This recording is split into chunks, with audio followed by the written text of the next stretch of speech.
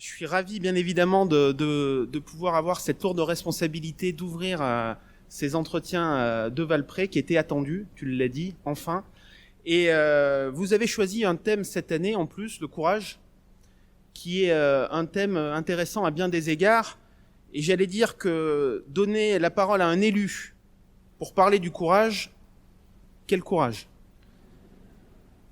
Parce qu'en effet, je suis pas tout à fait convaincu que c'est dans la classe politique, depuis de nombreuses années, que l'on trouve les hommes et les femmes les plus courageux.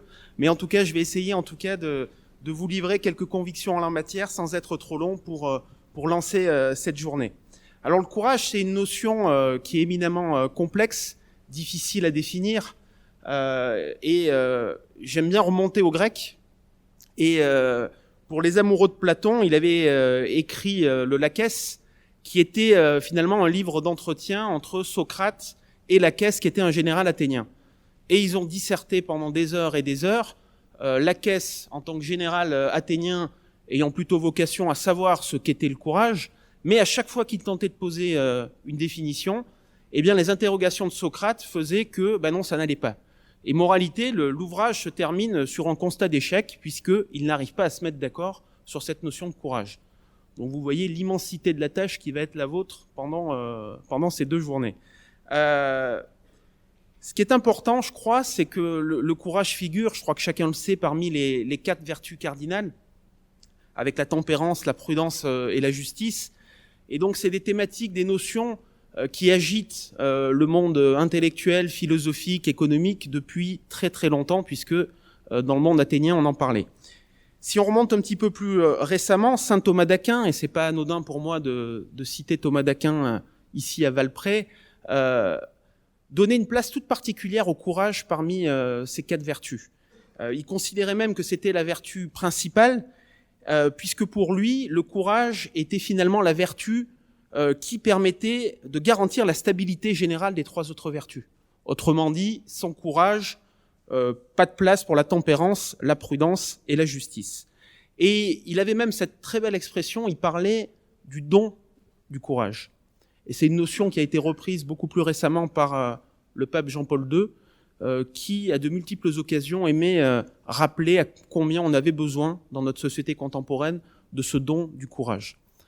Alors, je ne vais pas vous faire un cours d'histoire philosophique, j'en serais bien incapable, encore moins d'histoire théologique. En revanche, je vais essayer de partager avec vous 2-3 petites convictions qui se sont forgées durant mon parcours politique, et puis en entreprise aussi, puisque j'ai la chance d'exercer aussi des responsabilités de 4 dirigeants en entreprise. Mais surtout vous livrer, je suis un jeune maire, ça fait 18 mois que je gère cette belle ville d'Écully, et ça m'a permis déjà de me confronter au réel et à quelques situations où j'ai pu essayer de définir ce qu'était le courage. Alors en politique, ma première conviction, c'est que le courage aujourd'hui, c'est la nuance. C'est la nuance parce que on vit dans un monde et dans une société où tout nous invite à la simplicité et où tout est binaire. Le bien, le mal, pour, contre, avec, sans, oui, non. Et quand vous essayez dans ce monde-là de vous situer en apportant des propos un petit peu nuancés, quand vous essayez de mettre un peu de modération dans tout ça, en se disant que finalement c'est peut-être bien aussi d'être modéré, vous vous sentez complètement pas à l'écart, mais en vous disant que quelque part finalement le courage c'est ça, c'est de porter des positions et des solutions nuancées dans un monde et dans une société avec l'émergence du digital, des réseaux sociaux, où tout nous invite au conflit, au buzz, aux positions clivantes. Et donc ça, c'est le premier élément qui pour moi est fondamental aujourd'hui. Le courage, c'est d'être capable d'apporter de la nuance dans une société qui en a bien besoin. La deuxième chose, en politique, et je crois que la classe politique en paye encore un lourd tribut, c'est que pour moi, le courage, c'est la sincérité. C'est l'authenticité. C'est être capable de dire ce que l'on pense vraiment, et de pas chercher à être quelqu'un d'autre. D'assumer qui l'on est, d'assumer les convictions qui sont les siennes, et d'assumer le projet politique que l'on est censé porter.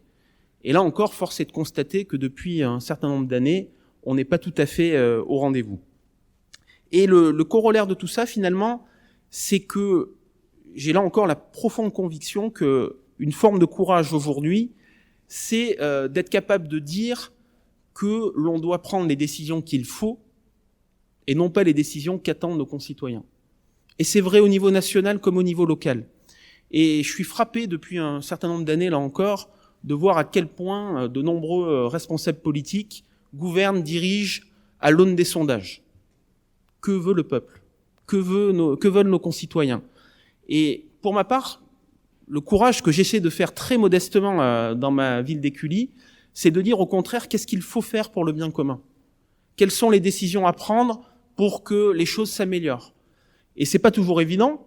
Et ça peut être vrai sur des sujets majeurs comme sur des sujets beaucoup plus prosaïques, sur un sens de circulation dans une rue, sur une limitation de vitesse. Et je crois qu'en réalité, c'est quelque chose de fondamental. Et il faut qu'on soit capable, nous politiques, de renouer avec cette volonté de fixer un cap, de tenir une vision et de s'y tenir et de s'inscrire dans la durée et non pas simplement de donner aux gens ce qu'ils veulent. Parce que je crois que ce faisant, on dégrade finalement la situation et on n'améliore pas les choses et c'est un vrai souci. Et puis le courage, et ça je sais qu'en entreprise on le vit beaucoup, c'est aussi, en politique comme ailleurs, de savoir dire oui. Parce qu'aujourd'hui tout vous invite à dire non. On peut se réfugier derrière des normes, on a une pénalisation de plus en plus forte à la fois du monde économique et du monde politique, et donc face à cela, on fait ce qu'on appelle de la gestion de risque pénal. Et donc, moralité, vous finissez par toujours dire non pour ne pas prendre de risques. Et c'est ce qui contribue, je crois, à dégrader au fur et à mesure cette notion qui pour moi est extrêmement importante, qui est la responsabilité individuelle. La responsabilité individuelle, c'est de pouvoir dire oui et de prendre des décisions. Et ça, je crois que c'est aussi quelque chose qui doit nous guider au quotidien.